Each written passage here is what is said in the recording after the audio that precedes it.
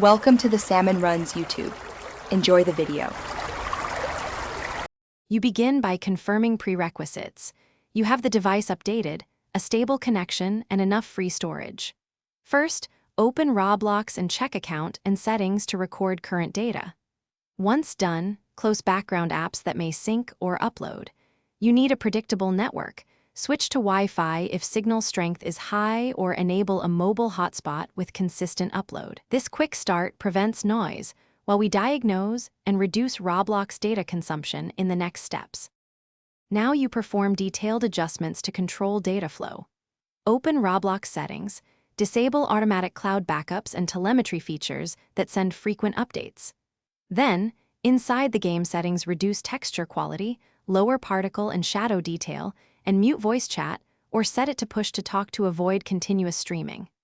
Next, on your OS, set Roblox as a metered or restricted app so background transfers stop. These targeted changes reduce both upload and download spikes. Finish by monitoring results.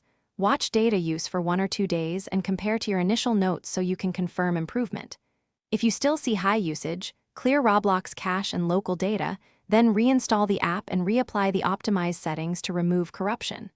If problems persist, switch to a different network to isolate device versus network causes and gather logs or screenshots. A single troubleshooting tip: if sudden spikes return, recheck background, sync apps, and revoke unnecessary permissions immediately. Thanks for watching.